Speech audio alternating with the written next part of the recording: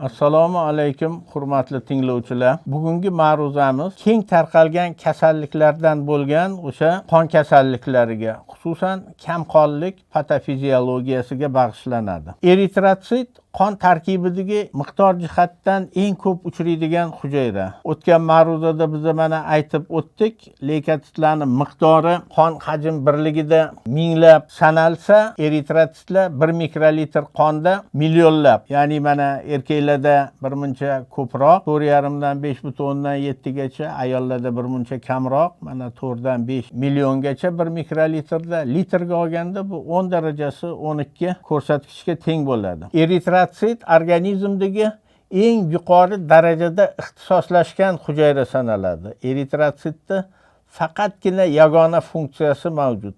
Bu ham bo'lsa gazlar transporti. Ya'ni o'pkadan barcha to'qimalarga kislorod yetkazib beradi. Barcha to'qimalardan o'pkaga qarab esa karbonat angidrid gazini olib keladi va nafas yo'llari orqali, o'sha o'pka orqali karbonat angidridni organizmdan chiqaradi. Eritritsit o'sha asosiy qon shakli elementi hisoblanib, yetilish, shakllanish jarayonida o'zini aksariyat organellalari va eng asosiysi yadrosidan xalos bo'ladi va tarkibi gemoglobindan to'yinadi. Gemoglobin bu heterodimerli tetramer oqsil bo'lib, eritritsit sitoplazmasidagi oqsilning 98% gemoglobindan iborat. O'shaning uchun gemoglobinning konsentratsiyasi hamda eritritsitlarning miqdori o'sha qizil qon ko'rsatkichlarini asosini tashkil etadi. Eritritsitlarni o'sha gemoglobindan to'yinish darajasi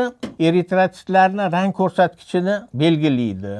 Endi ko'pchilik buni biladi, eritritsitda rang ko'rsatkichi 0,8 dan 1 gacha bo'lgan miqdorni tashkil etadi. Ya'ni gemoglobin konsentratsiyasi bilan gematokrit ko'rsatkichi o'rtasidagi nisbat. Organizmda qon hajmi quyidagi ko'rinishlarda o'zgarishi mumkin. Birinchisi norma volemiya. Bunda qon hajmi to'g'risida gapirganda bu harakatdagi qon hajmi va uni tarkibidagi shakli elementlarni nisbati to'g'risida gap ketadi.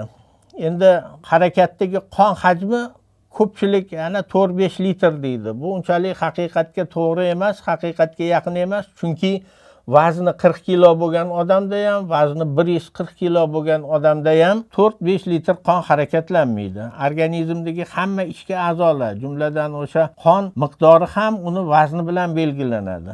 Normada harakatdagi qon hajmi har 1 kilogramm tana vazniga 52 dan 100 millilitrgacha bo'lgan miqdori tashkil etadi. Chunki organizm har doim bir xil holatda muqim qotib turmaydi. Tinch holati bo'ladi, ya'ni to'qimalarni kislorodga yoki energetik plastik substratlarga bo'lgan talabi minimal darajada bo'lgan. Bunda minimal darajadagi qon harakatlanadi. Yoki mana og'ir jismoniy mehnat yoki og'ir stressor holatlarda to'qimalarni kislorodga bo'lgan talabi yuqori bo'lganda, bunda harakatdagi qon hajmi o'z-o'zidan ortadi. O'shaning uchun ham tana vazniga, ham organizmning holatiga bog'liq ravishda harakatdagi qon hajmi har 1 kilogramm vaznga, yana takrorlayman, 52 millilitrdan 100 millilitrgacha bo'lgan miqdori tashkil etadi.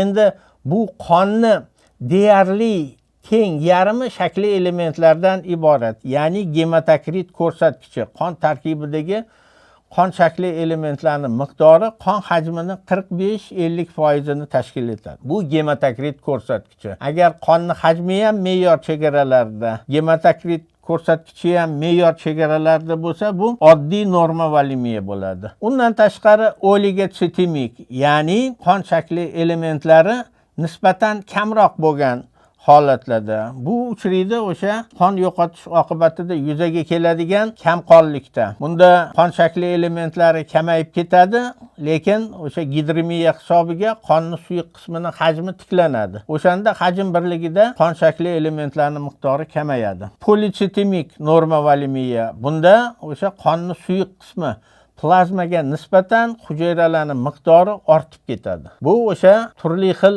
holatlarda organizmga yordam berish uchun eritritsitlar massa yoki organizmga tozalab yuvilgan eritritsitlar quyilganda shunaqa holat yuzaga kelishi mumkin. Gipovolemiya. ya'ni qon hajmini biz yuqorida aytgan me'yorlardan kam bo'lishi, ya'ni har bir kilogramm vaznga 50 millilitrdan kam miqdorda qon harakatlanishi. Bu oddiy bo'ladi. Bunda ham qon, ham uni shakliy elementlari bir-biriga mos, proporsional ravishda kamayadi. Bu kuzatiladi shu o'tkir qon yo'qotishlarda. Bunda plazma va undagi shakli elementlar proporsional ravishda yo'qotilgandan keyin ham qon hajmi, ham shakli elementlarning hajmi bir xil kamayadi. Oligochitemik gipovolemiya bu ham o'tkir postgemorragik anemiyada, ayniqsa suvsizlangan, manfiy suv balansi rivojlangan organizmda yuzaga keladi. Polichitemik bunda gipovolemiya, qonni suyuqlik hajmi kamaydi, lekin shakli elementlarning soni ortib ketdi. Bu organizmda oddiy suv yo'qotganda manfiy suv balansi yuzaga keladi. Ya'ni organizmni degidratatsiyalanganda suyuq qismi hajmi kam, lekin hujayralarning soni nisbatan ko'p bo'ladi hajm birligida. Gipervolemiya mana o'z nomi bilan aytib turibdiki, qon hajmini me'yordan ortishi. Qachon kuzatiladi bu? Oddiysi ham suyuq qismi hajmi, ham shakli elementlarning ortishi bu qon quyilganda bo'ladi. Keyingisi oligochitemik. Bunda organizmda suv tutilib qolganda qonning suyuq qismi ortadi, lekin shakli elementlarning soni ortmaydi. Shunda qon hajm birligida 1 mikrolitrda yoki 1 litr qon hajmida shakli elementlarning soni kamayadi. Polichitemik gipervolemiya ham qonning suyuq qismi, ham shakli elementlarning soni ortishi. Bu turli xil holatlarda bo'ladi. Bu patologik va fiziologik holatlarda. Patologiyada mana eritremiya yoki chin eritremiya yoki vakez kasalligi deydi. Bunda eritrotsitlarni ishlab chiqarilishi keskin kuchayib ketadi. Hamda organizm surunkali uzoq vaqt davomida, misol uchun past atmosfera bosimi sharoitida yashasa yoki faoliyat yuritsa, mana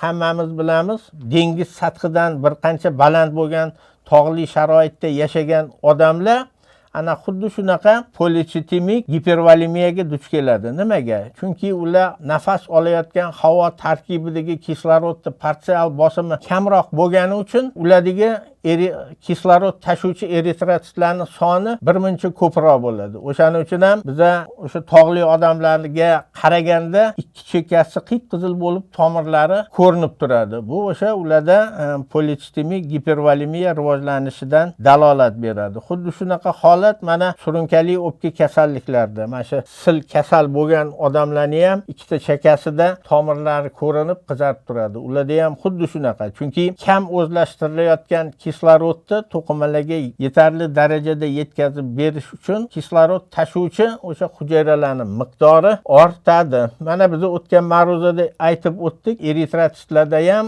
xuddi leykositlarga o'xshab patologik shakllari ikki xil bo'ladi. Birinchisi regenerator turdagi eritrotsitlarning patologik shakllari hamda degenerator turdagi. Regenerator turdagi patologik shakllari deganda bu periferik qonga eritrotsit hujayralarini normal me'yordagi o'tmishdoshlarini qonga chiqishi. Ana ularga nima kiradi? Birinchi navbatda retikulotsitlar, ya'ni o'sha endoplazmatik to'ri oxirigacha parchalanib ulgurmagan eritrotsitlar. Ular haligi brilliant yashil bo'yog'i bilan bo'yalganda juda nafis o'sha yashilga yoki och yashil rangga bo'yaladigan to'r hosil qiladi. Shuning uchun buni retikulotsit deydi. Yoki polixromatofil eritrotsit yoki mana eritroblastlargacha periferik qonga chiqishi mumkin ayrim holatlarda. Buni biza o'sha eritrotsitlarni regenerator patologik shakllari deb ataymiz. Degenerator patologik shakllari ham normal periferik qon hamda normal suyak ko'magi tarkibida uchramaydigan eritrotsitlarni periferik qonda paydo bo'lishi. Bularga kiradi shakl anomaliyalari, buni poikilotitoz deymiz. Normada hamma yaxshi biladi, eritrotsit diametri 7-9 mikron bo'lgan, o'sha ikki tomonlama o'rtasidan yassilangan disk shaklidagi hujayra bo'ladi. Bunaqa shaklda bo'lishi eritrotsitlarni, eritrotsitni istagan qismidan o'sha tomir devorigacha bo'lgan masofa bir xil bo'ladi va eritrotsitni sitoplazmasi tarkibidagi hamma gemoglobinni tomir devoriga yaqinlik darajasi bir xil bo'lgani uchun ularda tekis gaz almashinuv jarayonlari amalga oshadi. Agar buni shakli o'zgarsa, buni poikilotitoz deydi. turli xil mana maxsus adabiyotlarda 100 dan oshiq shakllariga kirishi ta'riflangan. Ularning eng ko'p uchraydigani sferotsid, ya'ni sferik shaklda, mana dumaloq koptov shaklida bo'ladi. Bunda mana bu shaklni ko'zingiz oldiga keltirsangiz, uni markazidagi gemoglobin, uni chetidagi gemoglobinga nisbatan tomir devordan uzoq bo'ladi va bu gaz almashish jarayonlaridan tashqariga chiqib qoladi. Hajm anomaliyasi. Bunda mana eritrotitlarning o'rtacha diametri 7 dan 9 mikrongacha dedik. Bunda eritrotitlarning hajmi yo kichrayishi mumkin yoki kattalashishi mumkin. Kichraysa mikrositoz, kattalashsa makrositoz bo'ladi. Rang anomaliyasi. Rang anomaliyasida mana biz aytib o'tdik, eritrotitda rang ko'rsatkichi 0,8 dan 1 gacha bo'lgan ko'rsatkich tashkil etadi. Bu har bir eritrotitda gemoglobin bilan to'yinish darajasini belgilaydi. Ana unga ko'ra gemoglobindan yetarli darajada to'yinmagan eritrotitlar bu gipoxrom, ya'ni rangi past bo'lgan eritrotitlar yoki gemoglobindan to'yinish darajasi me'yordan ortiq bo'lsa, bu giperxromiya, ya'ni rang ko'rsatkichi birdan yuqori bo'lgan. Hamda polixromatofiliya yoki uni polixromaziya deydi.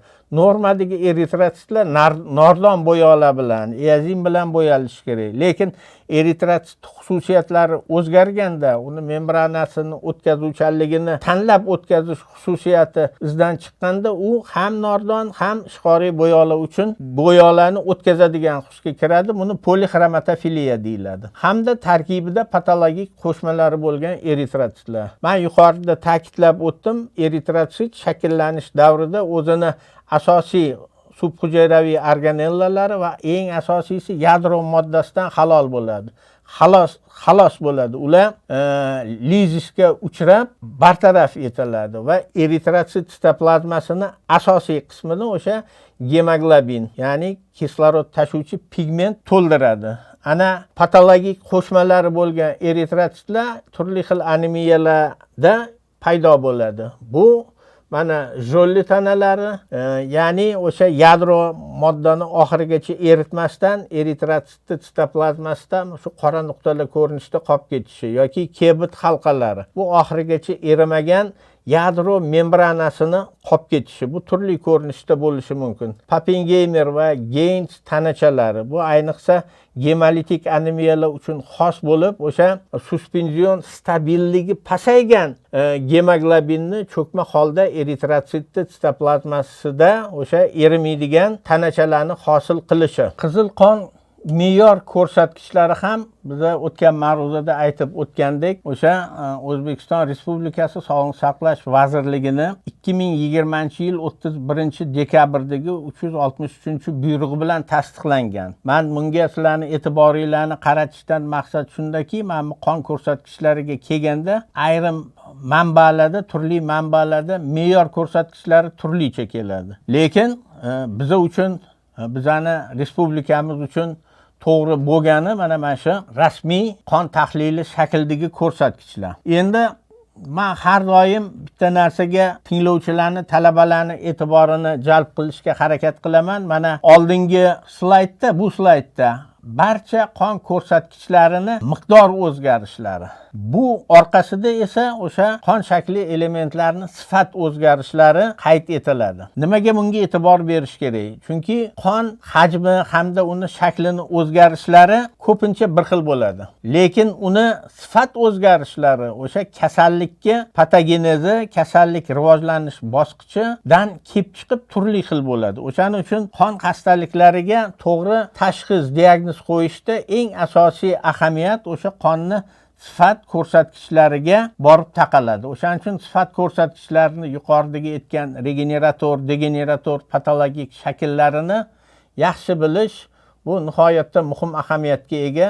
Men yana takrorlayman, mana har bitta xatti-harakat, har bitta o'sha bemori ustidan qabul qilinadigan qaror uchun, unga beriladigan tavsiyalar uchun mas'ul bo'ladi, javobgar bo'ladi shifokor, vrach. Endi ko'pincha hamshira qildi, ular to'g'ri yo'q. Hamshira yoki kichik tibbiyot xodimining har bitta xatti-harakati uchun ham shifokor javob beradi. O'shaning uchun birorta joyda hamshira haligi bir yo'llanma berib yoki u qilib qo'l qo'ymaydi. Hammasi shifokor imzo chekadi va o'sha o'sha bemorni ustidan qabul qilgan har bir qaror uchun mas'uliyat shifokori zimmasida bo'ladi. Endi mana kamqonlik yoki uni anemiya deb ham atashadi. Kamqonlik nima degani? Bu qon hajm birligida eritratlar miqdori bilan gemoglobin konsentratsiyasini pasayishi. Ya'ni qon hajm birligida o'sha kislorod tashuvchi eritratlarning soni va kislorod tashuvchi pigment gemoglobin miqdori kamayadi. Mana bu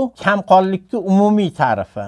Lekin kamqonlikning turlari ko'p va ular bir-biridan ham patogenezi, ham periferik qon ko'rinishi, ham rivojlanish mexanizmi bo'yicha farqlanadi. Kamqonlikka patogeneziga ko'ra qon yo'qotish oqibatida yuzaga keladigan turlari postgemorragik eritrotsitlar hayot davomiyligini keskin kamayib ketishi 7-14 kungacha kamayib ketadi. Normada 120 kun qonda sirkulyatsiyalanishi lozim bo'lgan eritratsit qonda 7-14 kungacha sirkulyatsiyalanadi, keyin gemolizga uchrab qon tarkibidan chiqariladi. Hamda taqchil eritratsitni bo'linib ko'payishi hamda gemoglobindan to'yinishi uchun zarur bo'lgan substratlar yetishmasligi oqibatida yuzaga keladigan kamqonlik. Keyingi baholash yoki differensial diagnostika mezoni bu rang ko'rsatkichi. Unga ko'ra normoxrom kamqonlik, gipoxrom va giperxrom kamqonlik tafovutlanadi. Eritrotsitlarning hajmiga ko'ra normotsitar, mikrotsitar hajmi kichkina bo'lgan hamda makrotsitar hajmi me'yor ko'rsatkichlaridan yuqori bo'lgan shakli tafovutlanadi. Qon yaratilish turiga ko'ra mana normoblastik bu normada o'sha sog'lom yetuk organizmda kechadigan hamda megaloblastik. Hammamiz yaxshi bilamiz, megaloblastik turdagi qon yaratilish bu organizmni o'sha homila davri qon yaratilish turi va megaloblastik qon yaratilish faqat suyak ko'migida emas, organizmdagi o'sha ichki parenximatoz a'zolarda, xususan jigarda, taloqda, limfa to'qimalarida hosil bo'ladi. Hamda suyak ko'migini faolligiga ko'ra mana ko'rinib turganda regenerator, giperregenerator, giporegenerator va aregenerator. Men bir narsaga e'tiboringlarni qaratmoqchi edim. Mana gipoxrom bilan giperxrom. Ya'ni bitta joyda rang ko'rsatkichi past, ikkinchi joyda baland. Bu tushunchalar bir-biriga zid tushuncha. Men har doim talabalardan so'rayman, mana bir-biriga zid tushuncha bo'lsa ham, gipoxromga ham, giperxromga bergan dorilarni bersa, bir xilda samarali davolash mumkinmi? Albatta yo'q. Yoki mikrotsit bilan makrotsit bir-biriga teskari tushuncha. Mikrotsitga ham, makrotsitga ham bir xil dorini bersangiz, qayerdadir ta'sir qiladi, qayerdadir ta'sir qilmaydi. Yoki mana suyak ko'migini faolligiga ko'ra regeneratsiya bo'ladi, aregeneratsiya demak yo'q degani. Bu bir-biriga teskari tushuncha. Giper kuchli regeneratsiyalanuvchi, gipa sust regeneratsiyalanuvchi. Bu ham bir-biriga teskari tushuncha. O'shaning uchun har doim kamqonlikka aniq diagnoz qo'yish kerak va uni o'sha diagnoziga qarab aniq davolash kerak. Mana masalan taqchil kamqonlik. Unda mana temir, folat, vitamin B12 yoki oqsil taqchillik bo'lishi mumkin. Har bittasida mana shu biza ko'rib o'tgan mezonlar bo'yicha bir-biridan farqlanadigan o'zgarishlar yuzaga keladi. Masalan, temir taqchil holatda. Unda temir taqchil bo'lgandan keyin gemoglobin sintezi me'yorda kechmaydi. Ya'ni eritrotsitni gemoglobindan to'yinish darajasi past bo'ladi. O'shaning uchun temir taqchil anemiya kamqonlik gipoxromiya bilan kechadi. Gipoxrom degani eritratsit tarkibida gemoglobin past. Demak, eritratsit tarkibidagi onkotik oqsil miqdori bilan belgilanadigan onkotik bosim past. O'shaning uchun eritratsit tarkibidagi ortiqcha suyuqlik eritratsitdan tashqariga ketadi. O'shaning uchun temir taqchil anemiya gipoxrom va mikrotsitar bo'ladi. Qon yaratilish turiga ko'ra normoblastik, regenerator faolligiga ko'ra regenerator yoki ayrim holatlarda giperregenerator bo'ladi kasallikki boshlang'ich davrida. Shunday qilib, mana bizning to'g'ri diagnozimiz temir taqchil, gipoxrom, mikrotsitar, normoblastik, regenerator turdagi anemiya deb hamma mana shu mezonlar bo'yicha to'g'ri tashxis qo'yilgandagina davolash muvaffaqiyatli bo'lishi mumkin. O'shaning uchun mana shu ham miqdor hamda sifat o'zgarishlarga alohida e'tibor qaratish lozim. Endi biza kamqonliklarni mana sxemada keltirilgandek, mana turli xil kelib chiqish sabablari, bu albatta eritrotsitlarning nuqsonlari hamda o'sha eritropoyez uchun, gemoglobin sintez uchun zarur bo'lgan substratlarning yetishmasligi hamda mana tug'ma yoki nasliy gen nuqsonlari, bunda o'sha gemoglobinni sintezlanishi izdan chiqib,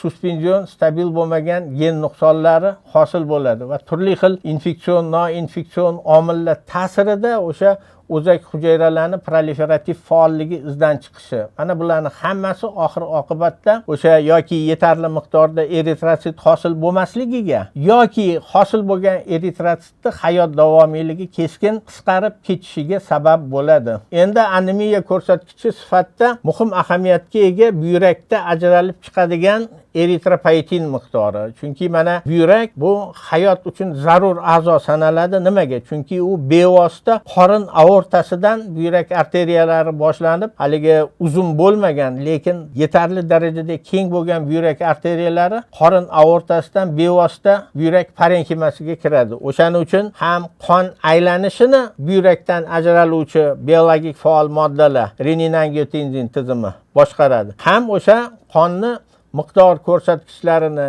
eritrositlarni yetarli darajada sintezlanishini ham o'sha buyraklardan ajralib chiquvchi eritropoetin belgilaydi. Chunki bu eng tez javob beradigan, ham qon bosimi o'zgarishiga, ham o'sha qon hajmini kamayishiga eng avval, barcha a'zolarning orasida eng avval, eng tez, eng samarali javob beradigan a'zo bo'lib hisoblangani uchun. Endi anemiyadagi tashxis parametrlarini men hozir hammasini keltirib o'tdim. Uni patogenezi, rang ko'rsatkichi, eritrosit hajmi, eritropoez turi hamda suyak ko'magini regenerator faolligi. Kamqonlikka patogeneziga ko'ra birinchi turi bu qon yo'qotish hisobiga yuzaga keladigan kamqonlikka birinchi biza ko'rib chiqadigan turi bu qon yo'qotish hisobiga yuzaga keladigan kamqonliklar. Endi qon yo'qotishi sabablari ko'p. Mana u turli xil jarohatlar yoki tashqariga qon ketish bilan kechadigan yoki ichki a'zolarga,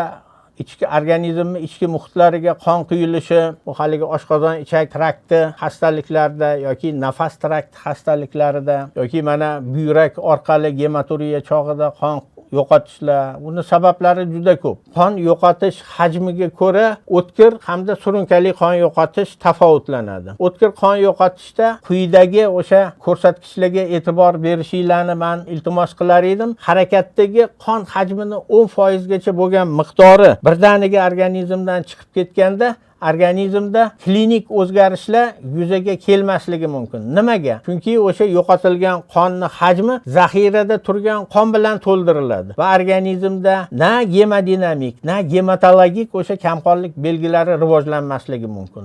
Ya'ni 10% gacha bo'lgan miqdorda yo'qotilsa, 10% dan 30% gacha bo'lgan miqdorda qon yo'qotilishi o'sha kamqonlikka ham gemodinamik ham gematologik belgilarini paydo bo'lishiga olib keladi. Ya'ni periferik qonda o'sha biz yuqoridagi aytganday o'sha eritrositlarning soni va gemoglobin konsentratsiyasi pasayadi hamda tiklanguncha o'sha markaziy gemodinamika ko'rsatkichlari me'yor chegaralardan bir muncha past bo'lishi mumkin. 30% dan 50% gacha bo'lgan miqdorda agar bir varakayiga birdaniga qon yo'qotilishi o'tkir postgemorragik shok rivojlanishiga olib kelishi mumkin. Bu endi hayot uchun xavf tug'diradigan holat, lekin o'rinli to'g'ri yordam berilganda bu shok holatidan chiqarish imkoniyati mavjud bo'ladi. Agar bir varakayiga yo'qotilgan qon hajmi 60% yoki undan ko'p bo'lsa, bu organizmni halokatga, organizmni o'limiga sabab bo'lishi mumkin.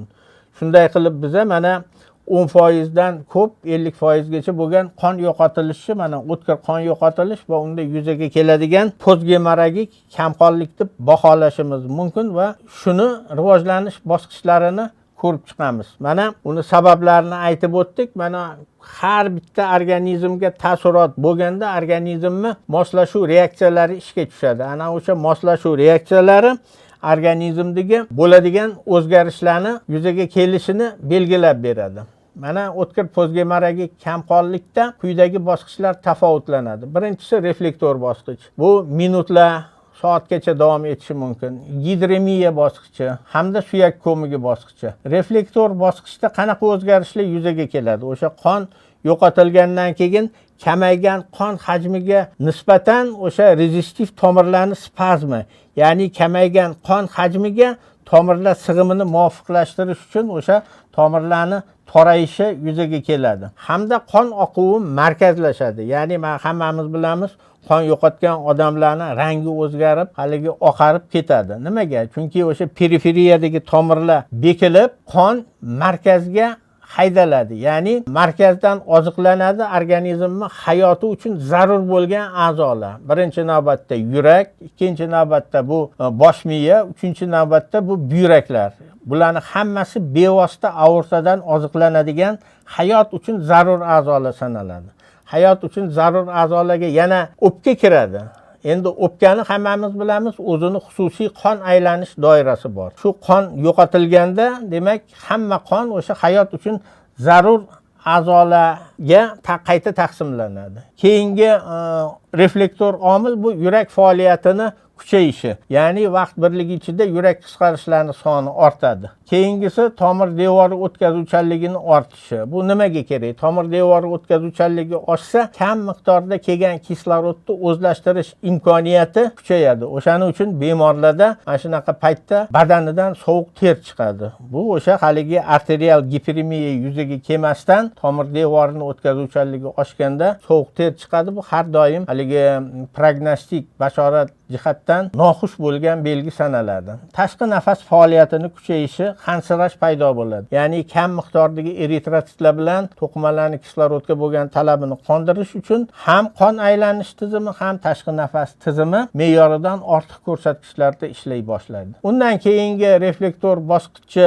ko'rinishi bu to'qimalarda alternativ glikoliz, ya'ni kislorod ishtirokisiz uglevodlarni, o'sha organik mahsulotlarni parchalab, ulardan energiya olishga qaratilgan o'sha anaerob glikoliz jarayonlarini faollashuvi. Endi bu albatta bir necha soniya yoki bir necha minut davom etmaydi. Bu bir necha minutdan keyin boshlansa, bir qancha soat davomida cho'zilishi mumkin. Reflektor bosqichi eng asosiy xususiyatlardan biri, bu bosqichda qonda kamqonlik belgilari yuzaga kelmaydi. Agar organizmdan nihoyatda ko'p miqdorda, mana 50% gacha bo'lgan miqdorda qon ketsa ham, o'sha qonni tekshirganingizda bunda kamqonlik belgilari bo'lmaydi. Qizil qon ko'rsatkichlari me'yor chegaralarda bo'ladi. Nimaga? Chunki plazma bilan bir xil miqdorda proporsional ravishda shakli elementlar yo'qotilgan. Bu ko'pincha o'sha diagnostik xatoliklarga olib keluvchi sabab bo'ladi. Ko'p holatlar bo'ladi. Mana shunaqa o'tkir qon yo'qotilish davrida, ayniqsa bular bemavrid kechasi bo'lganda, bu ko'p holatlarda kuzatiladi. Yosh kelinlarda, ya'ni bachadondan tashqari homiladorlikda yoki tuxumdonlarning yorilishida, unda mana turli xil shu belgilar paydo bo'ladi. Lekin qon belgilari, gematologik belgilar namoyon bo'lmaydi. Hammasini ko'rganda endi sal qon bosimi tushibdi, sal pulsi tezlashibdi, endi sal nafas olishi o'zgaribdi. Bu o'tib ketadigan narsa, ana qonni ko'raylik deydi. Qondagi me'yor ko'rsatkich bo'lgandan keyin analizi yaxshi ekan deydi. Bu bemorlarga e'tiborni yetarli bo'lmasligiga olib keladi. Bu esa o'z navbatida shu og'ir ahvollarga, og'ir holatlarga sabab bo'lishi mumkin. Mana gidremiya bosqichida periferik qonda kamqonlik belgilari paydo bo'ladi. Nimaga? Chunki hujayralar aro bo'shliqdan asosiy moddaning suyuq qismi suv tomirlarning ichiga kiradi va tomirlarning hajmi suyuqlik hisobiga tiklanadi, qon hajmi. Unda hajm birligidagi shakli elementlarning soni kamayadi va kamqonlikka gematologik belgilari paydo bo'ladi. Shu sababdan ham agar biron narsaga to'liq ishonch bo'lmaganda, o'sha bemorlarga javob berib yubormasdan ma'lum vaqt ichida, 1 soat, 2 soat ichida ularni nazoratda ushlab turish va qonini 1 yoki 2 marta qayta tahlil qilish maqsadga muvofiq sanaladi. Keyingi bosqichi suyak ko'migi bosqichi. Bunda mana bir necha kundan keyin boshlanib, bir necha hafta davom etishi mumkin. Organizm xususiyatlaridan kelib chiqib, bunda gemopoyez a'zolaridan turli xil darajadagi shakllangan qon shakli elementlarini periferik qonga ajralib chiqishi. Mana shu suyak ko'migi bosqichi bu organizmni o'sha yetkazilgan kamomatni zararni o'z imkoniyatlari bilan qoplash xususiyatini beradi organizmga. O'sha sababdan ham o'tkir postgemorragik kamqonlikda periferik qonda retikulotsitlarning miqdori oshadi, polixromatofil eritrositlar hamda qon yo'qotilish agar katta katta hajmlarda bo'lgan bo'lsa, yakka tartibdagi normoblast yoki eritroblastlarni ham paydo bo'lishi kuzatiladi va bu regeneratsiya kuchaygani uchun bunda eritrotitlarning gemoglobin bilan to'yinish darajasi birmuncha past bo'ladi. Aytib o'tishim lozimki, bu belgilarning hammasi bemor uchun ijobiy sanaladi. Chunki organizm o'sha kamomatni o'rnini to'ldira boshlaganidan hamda buni o'zini imkoniyatlari yetarligidan dalolat beradi. Endi surunkali qon yo'qotish bu surunkali ravishda bir necha oylar mobaynida kam miqdordan, ya'ni 30-50 millilitrdan qon yo'qotilish hisobiga yuzaga keladi. Chunki organizmni temirga bo'lgan talabi bir sutkada katta odamlarda 1,5-2 mikrogramm, o'sayotgan bolalarda 2-3 mikrogrammi, homilador ayollarda yoki emizikli ayollarda 2-3 mikrogrammi tashkil qilishi mumkin. Endi 2 mikrogramm temir o'sha 40-50 millilitr qon tarkibidagi gemoglobinda joylashgan bo'ladi. O'shaning uchun agar tish qoniydimi yoki mana badvosil kasalligida yoki o'pka xastaliklarida o'sha qon to'plash bo'ladimi yoki buyrak tosh kasalliklarida gematoriya orqali shu kam miqdorda 30-40-50 millilitrdan surunkali ravishda qon yo'qotilib tursa, bu bora temir taqchilligiga olib keladi. Nimaga? Chunki temir tashqarisidan kirib o'zlashtirdi, lekin kirgancha temir chiqib ketdi. Tashqaridan kirgancha temir chiqib ketdi. Bu esa mana o'sha tashqaridan temir kirmagan holatga olib keladi. Tashqaridan temir kirmaganday bo'ladi. Organizmdagi temir zaxiralari anchagina 3 oydan 6 oygacha yetadi. Agar mana shunaqa xastaliklar shu ko'rsatilgan vaqt ichida aniqlanib bartaraf etilmasa, bular temir taqchil anemiyaga olib kelishi mumkin. Uni biz quyida ko'rib chiqamiz. Anemiyani ikkinchi turi bu gemolitik. Ya'ni eritrotitlar hayot davomiyligini keskin kamayib, eritrotitlar gemolizini eritropoyez jarayonlaridan ustun turishi bilan kechadigan kamqonlik. Bunda ko'p holatlarda uzoq vaqt suyak ko'migini kuchli proliferativ faolligi bilan bu kamomat o'rni to'ldirilib turishi mumkin. Lekin bu endi juda uzoq vaqt yoki butun hayot davomida davom etishi mumkin emas. Ma'lum vaqt kelganda o'sha eritropoyez jarayonlari o'sha kuchli gemolizni o'rnini qoplay olmay qoladi. Gemolitik anemiya kelib chiqishiga ko'ra ikkita katta turga tafovutlanadi. Birinchisi bu orttirilgan gemolitik kamqonlik bo'lsa, ikkinchi turi bu tug'ma yoki nasliy gemolitik kamqonlik. Orttirilgan gemolitik kamqonlik organizmga turli o'sha gematotoksik, ya'ni qonga toksik ta'sir ko'rsatadigan zaharlar ta'sirida. Misol uchun mana nitrobilzol, fenilgidrazin, turli xil ilon, chayon zaharlari, mana ayrim bizani organizmimizda uchraydigan mikroblarda, misol uchun beta gemolitik streptokok degan bakteriya bor. Mana o'zining nomi bilan aytib turibdi. Uni asosiy ta'siri gemolitik, ya'ni eritrotitlarning gemolizini chaqiradi. Yoki oddiy jonzotlar mana bezgak plazmodiyasi yoki leishmaniyalar ham, ularni ham eng asosiy ta'sir etuvchi nishoni bu qon tarkibidagi eritrotitlar bo'ladi. Keyingisi immun mexanizmli tik kamqonlik. Bu heteroizoautoimmun. Heteroimmun bu organizmga biologik jihatdan nomutanosib bo'lgan qon quyilishda bo'ladi. Izoimmun gemoliz bu ko'p holatlarda ona va homila o'rtasidagi rezus nizolarda yuzaga keladi. Buni mexanizmi oddiy, o'shaning uchun ham haligi turmush qurishdan oldin o'sha tibbiy ko'rikdan o'tilib, bularni qanchalik bir-biriga mosligiga obyektiv baho berish kerak. Bunda endi bizda ko'pchilik buni to'liq hamda o'sha kerak bo'lgandan o'tish yoqmay, haligi spravkalarni iltimos qilib yozdirib olish. Mana izoimmun gemolitik kamqonlikda nima bo'ladi? Misol uchun o'sha rezus manfiy onada, rezus musbat otadan rezus musbat homila rivojlanganda, mana homilada rezus omili bor, onada rezus omili yo'q. Rivojlanishi ma'lum bosqichiga kelganda ko'pincha bu 2-trimestrdan boshlanadi. O'sha homila bilan onani qon aylanishi umumiylashganda, onani organizmida homilani rezus omiliga nisbatan antitelalar hosil bo'la boshlaydi. Va bu o'sha homilada gemolitik anemiyani, ya'ni o'sha eritrotitlarning tarkibida rezus omiliga nisbatan o'sha antitelalar antitelalar o'sha rezus omili bo'lgan eritrositlarni gemolizga uchratadi va bu o'sha homilani nobud bo'lishiga olib kelishi mumkin. Lekin undan ham xavfliroq holat buni teskarisida bo'ladi. Agar rezus musbat onada, rezus manfiy otadan, rezus manfiy homila rivojlanganda, o'sha homilani 3-trimestrda, homila yakunlanishga yaqinlanganda, homiladagi immun a'zolar shakllangandan keyin homilada onani organizmida rivojlanayotgan homilada onani organizmidagi eritrositlardagi rezus omiliga nisbatan antitelalar paydo bo'ladi va bu onani eritrositlarini gemolizga uchratishi mumkin. Bu endi onada juda chuqur og'ir o'zgarishlarga sabab bo'ladi. Nima bo'ladi? Bunda o'sha antitelalarning ta'siriga uchragan eritrositlar tarqoq holda cho'kmaga tushadi. Ya'ni qonni tarqoq ivish sindromi yuzaga keladi. Bu onani hayoti uchun real xavf tug'diradi.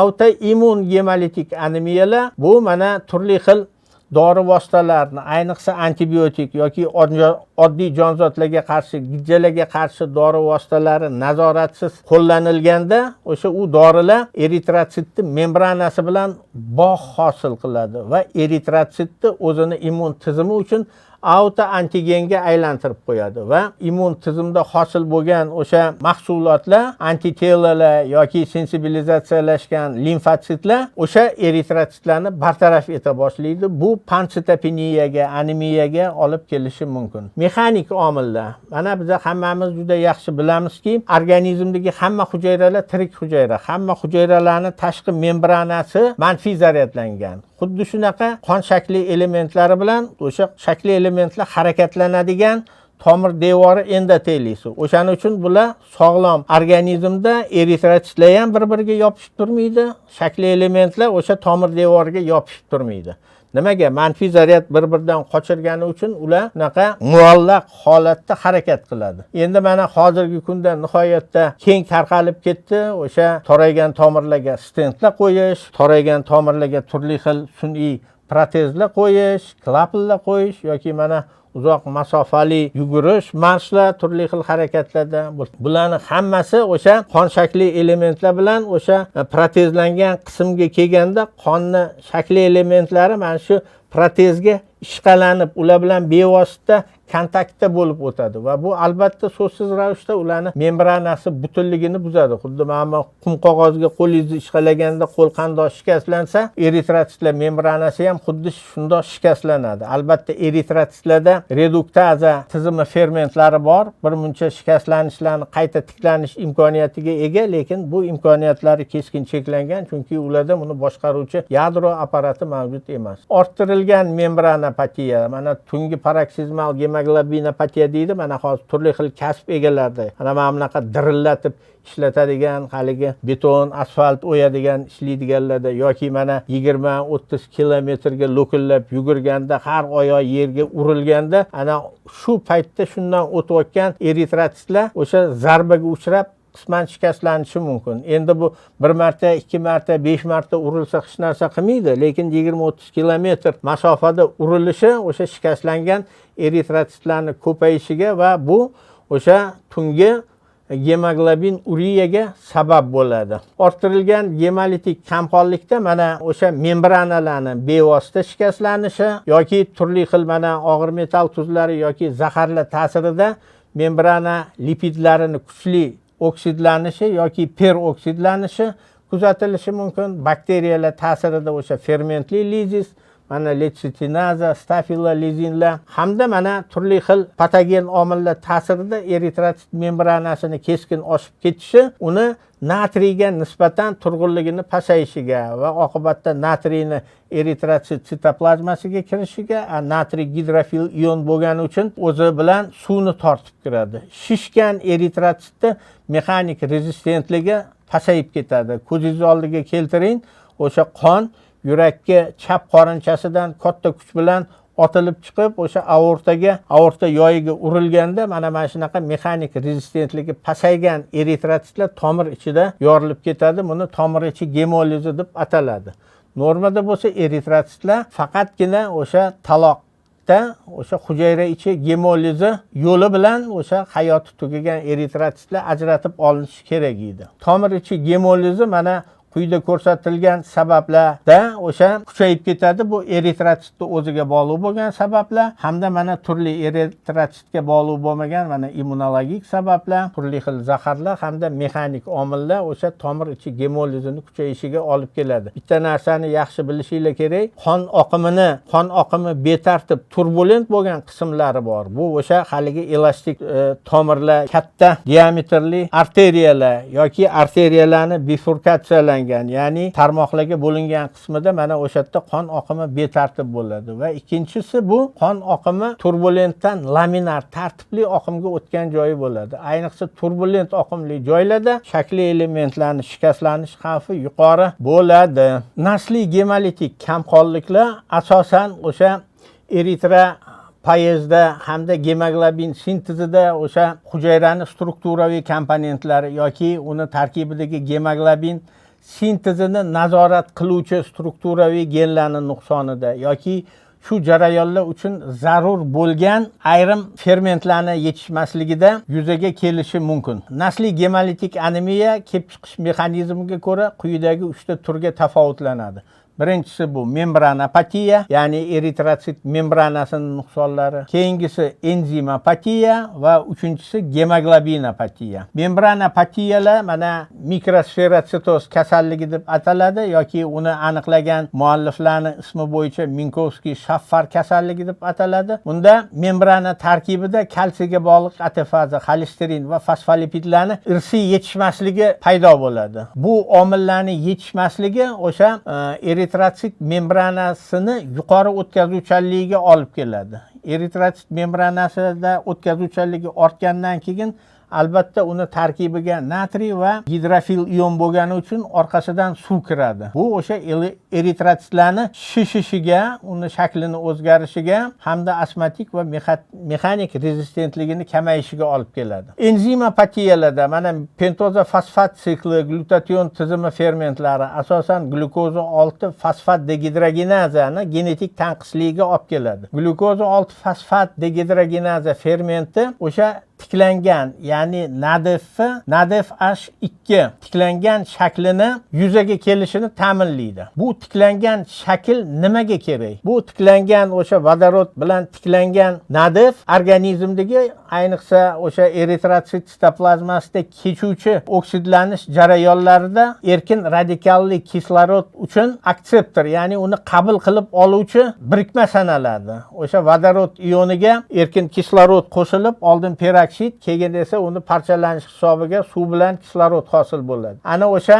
tiklangan NADF yetishmasligi tiklangan glutation kamayishiga, erkin radikallarning keskin ortib ketishiga, erkin radikallarning kuchli kislotali ta'siri bor. Ular membranalarda mikroporalar teshadi. Xuddi kislota mana kiyimni yoki bir narsani shikast yetkazganda o'sha eritrotsit membranasini shikastlab, uni o'tkazuvchanligini oshiradi va u yana eritrotsitda astmatik va mexanik rezistentligini pasayishiga olib keladi. Endi gemoglobinopatiyada normadagi gemoglobin bu organizmda uchraydigan A gemoglobini, bu adult, katta odam degan ma'noni anglatadi. Ana unda ikkita alfa, ikkita beta globin zanjiri bor va bu gemoglobin organizmda nihoyatda yuqori suspenzion stabillikka ega. Organizmdagi hamma eritmalar hech qachon mana doimiy harakatda bo'lib turgani uchun hech qachon ularda tuz cho'kmalari yoki boshqa organik cho'kmalar hosil bo'lmaydi. Chunki ularning hammasi suspenzion stabil bo'ladi.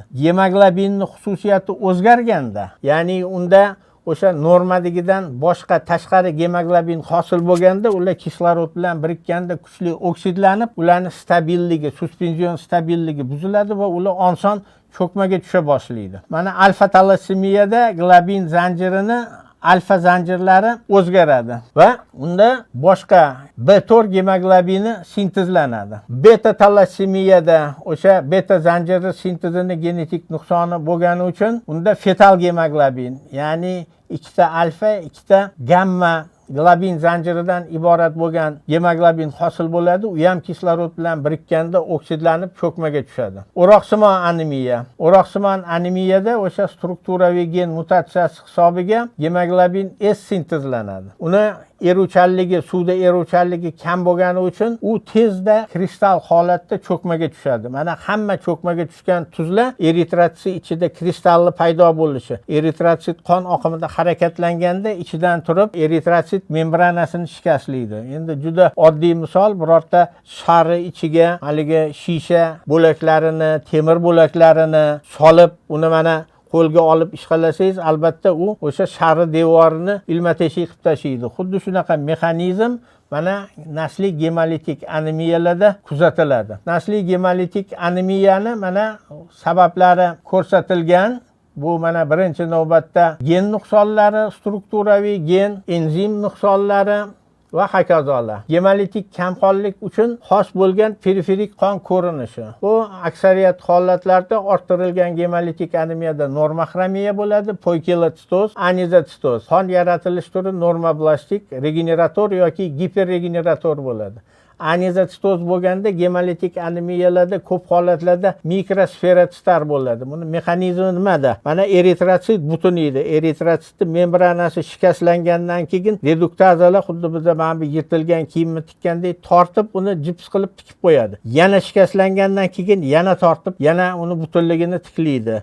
Yana shikastlangandan keyin yana tortib tikkandan keyin o'sha eritritsitning hajmi bir muncha kichrayib ketadi va u disksimon shakldan sferik shaklga kiradi. Nasliy gemolitik anemiyada mana retikulotsitoz, polixromatofiliya, eritroblastlarning paydo bo'lishi va turli xil mana ayniqsa bu gemoglobinopatiyaga tegishli o'sha nishonsimon hujayralarning paydo bo'lishi, bunda o'sha eritritsitning o'rtasi o'sha ochroq bo'yalgan bo'ladi. Ana o'rtasiga o'sha kristal holatdagi gemoglobinni cho'kishi xuddi mana cheti to'q bo'yalgan qizil, o'rtasi oqroq, uni o'rtasida qora nuqta o'sha nishonga o'xshab ko'rinadi. Ana shuning uchun nishonsimon hujayra deydi. Yoki mana o'roqsimon hujayralarning paydo bo'lishi. Bu o'roq degani ayniqsa shu o'sha kesadigan o'roqqa o'xshab, oyboltaga o'xshab turmaydi. Ana shari ichiga og'irroq qilib temir, tosh solib ko'targanda ana cho'ziladi, chalpaysimon rangga kiradi. Bu xuddi o'shanaqa kristalga uchragan gemoglobin o'sha eritritsit oqqanda harakatlanganda, u ko'tarilganda ana o'sha og'ir tuz buni membranasini pastga qarab cho'zadi va bu o'sha o'roqsimon kamqonlik deb ataladi. Endi taqchil anemiya. Taqchil anemiyalarda mana biz yuqorida aytib o'tdik, ham gemoglobin sintezi uchun zarur bo'lgan mahsulotlarni yetishmasligi, ham eritropoyez jarayonlari uchun zarur bo'lgan mahsulotlarni yetishmasligi. Gemoglobin bu heterodemerli tetramer oqsil 4 ta globin zanjiri protoporfirin halqasi bilan bog'lanadi.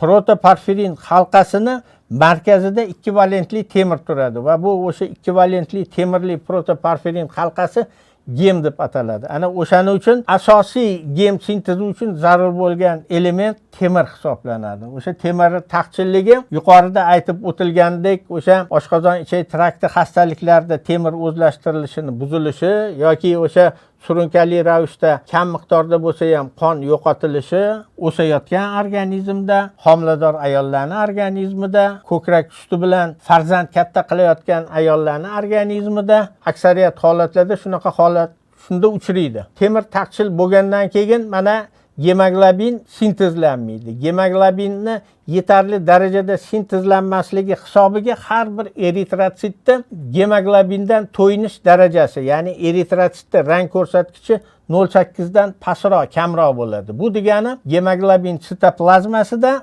eritritsit sitoplazmasida gemoglobinning miqdori kam bo'ldi degani. Bu degani eritritsitda onkotik, oqsil bilan belgilanadigan onkotik bosimi pasaydi degani. Bizda o'sha hujayra patologiyasini o'tganda aytib o'tgan edikki, organizmdagi ikkita asosiy, uni gomeostazini ta'minlovchi ikkita asosiy qonuniyat. Bu elektroneytrallik qonuniyati bilan izoosmolarlik qonuniyati. Demak, har bitta biologik membranani ichkarisi ikki tomonida kolloid osmotik va onkotik bosimlar teng bo'lishi kerak. Ana eritritsitning ichida onkotik bosim pasaygani uchun plazmaga chiqqanda o'sha plazmaning onkotik bosimi ta'siri ostida, chunki plazmada ham oqsillar bor. O'sha ortiqcha suyuqlik tashqariga chiqadi va eritritsit hajmi kichrayadi va u sferik ko'rinishni kasb etadi. O'shaning uchun temir taqchilligi gipoxromiya va mikrosferotsitoz bilan xarakterlanadi. Vitamin B12 trankobalamin uni asosiy vazifasi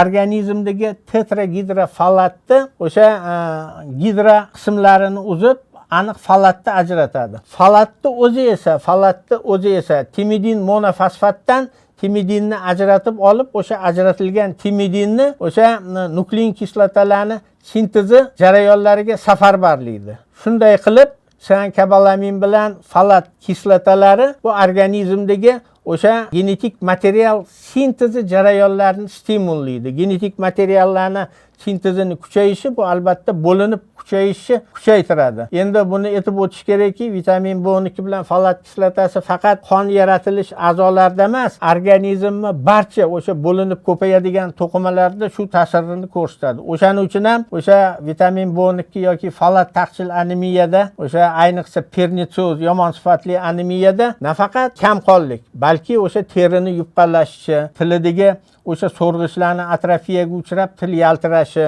va qator boshqa ko'pchilik kasalliklar, konyunktivit yoki mana nafas hamda oshqozon ichak traktini turli xil shikastlanishlari yuzaga keladi, chunki ular tiklanib ulgurmaydi. Va albatta bu bilan birgalikda o'sha qon hajmi keskin, qon tarkibidagi eritritsit va gemoglobin konsentratsiyasi keskin pasayib ketadi. Ayniqsa eritritsitlarning soni kamayib ketadi. Nimaga? Chunki eritritsitlar yetarli darajada bo'linib ko'payish imkoniyatidan mahrum bo'ladi. O'shaning uchun vitamin B12 yoki folat taqchil anemiyalarda mana qon yaratilish turi normoblastikdan megaloblastikka o'tadi. Ya'ni o'sha homila rivojlanish davrida bir paytlar qon yaratilish funksiyasi bo'lgan to'qimalarda o'sha ekstramedulyar qon yaratish o'choqlari qaytadan uyg'onadi va jigarda, taloqda, limfoid a'zolarda megaloblastik turdagi qon yaratilish yuzaga keladi. Bunda endi megaloblastlar, ya'ni hajmi oddiy eritritsitnikidan katta bo'lgan eritritsitlar paydo bo'la boshlaydi. Nimaga? Chunki gemoglobin sintezi me'yorida, lekin ana ular to'yinishi kerak bo'lgan eritritsitlarning soni bir muncha kam bo'ladi. Shu sababdan ham har bir eritritsitni gemoglobindan to'yinish darajasi bir muncha ortuv bo'ladi. Va biz yuqorida temir taqchilligi uchun aytib o'tgan mexanizm teskarisi bo'lib yuzaga keladi. Ya'ni eritritsitni gemoglobindan to'yinish darajasi yuqori, uni onkotik bosimi yuqori bo'ldi. O'sha izoosmolarlik qonuniga nisbatan bunga ortiqcha miqdordagi suv kiradi va bu o'sha giperxromiya makrosferotsitoz bilan kechadi. Endi makrosferotsitoz bo'lgandan keyin eritritsitlarni qon oqimida shikastlanish, gemolizga uchrash xavfi ham ortadi. Mana shu nozik, nafis tomonlarni bilmasdan turib, anemiyani muvaffaqiyatli davolash har doim ham mumkin emas. Chunki mana kasallik rivojidagi o'ziga xos xususiyatlari shundan iboratki, mana biz aytdik, temir taqchilligi 3-6 oy mobaynida asta-sekin yuzaga chiqishi mumkin. Lekin folat taqchillik yoki siankobalamin taqchilligi bu kamida 2-3 yilda namoyon bo'ladi. Chunki organizmdagi o'sha siankobalamin yoki folatni jigardagi zaxiralari juda katta hajmga ega va 2-3 yilsiz bu taqchillik agar bugun biza siankobalamin yoki folat o'zlashtirishi to'xtasa organizmda, birinchi belgilar 2-3 yildan keyin namoyon bo'ladi. O'z-o'zidan 2-3 yilda yuzaga kelgan kasallik bir hafta 10 kunda tuzalib ketmaydi. Faqatgina o'sha periferik qonni ko'rib, mana giperxromiya, makrosferotsitoz yoki patologik qo'shmalari bo'lgan eritritsitlar, ya'ni kebud halqasi-yu jo'li tanalari bo'lgan eritritsitlarni ko'rganda yoki unga mana qonni boshqa shakli elementlarini bo'linib ko'payishi ham bir muncha sekinlashadi. O'shaning uchun periferik qonda faqat eritritsitlar emas, balki leykotitlarning ham o'zgarishi, ularning ham soni kamayadi va eng ko'p sonli bo'lgan neytrofillarni o'sha qonda tutilib qolgani uchun segmentlarning soni ortib ketadi. Ya'ni qonda yakka tartibdagi haligi yadrosi gipersegmentatsiyalangan. Ya'ni yadro segmentlarining soni 6 va undan ko'p bo'lgan neytrofillar paydo bo'ladi. Mana shu belgilarga qarab aniq nima yetmaganligi to'g'risida bir fikrga kelish va uzoq vaqt, mana 1 oysiz, 2 oysiz, 3 oysiz klinik belgilari ijobiy tomonga qarab siljimaydi. Lekin agar ishonch komil bo'lsa, bu o'sha falat yoki sankobalamin taqchil anemiya ekanligiga o'shani og'ishmasdan davolasa, albatta bu o'z samarasini beradi. Faqat nihoyatda tez yuzaga kelmaydi. Mana shu o'zgarishlar bitta eritrotsitga uni tarkibidagi gemoglobindan kelib chiqyapti. Mana qarasangiz. Men yana takrorlayman. Mana anemiyalarni turli xillarini ko'rdik. Immun mexanizmli anemiyani albatta o'sha sabab bo'lgan immun omilini bartaraf etib davolash mumkin. Gemolitik anemiyani misol uchun bunga yuzaga keltirgan mexanik yoki o'sha toksik ta'siri bartaraf etib davolash mumkin. Taqchil anemiyada o'sha taqchilligi bo'lgan moddani o'rnini to'ldirib davolash mumkin. Demak, bu har bitta anemiyani o'zini davolash uslublari patogenetik yondashuvni talab qiladi. Patogenetik yondashuv bo'lsa, o'sha periferik qondagi ko'p jihatdan fat o'zgarishlari orqali aniq to'g'ri baholanadi. Faqatgina shunday tartibda yondashilganda bu bemorlarni davolash muvaffaqiyatli kechishi mumkin. Yana bitta narsani aytib o'tishi lozim deb bilaman. Bu anemiya mana biz yuqorida aytgandek ko'pincha ayollarda uchraydi kamqonlik kasalliklari. Ularda mana fiziologik nuqtai nazardan ham shu har oylik qon yo'qotishlari mavjud. Bu o'sayotgan bolalarda ko'p uchraydi.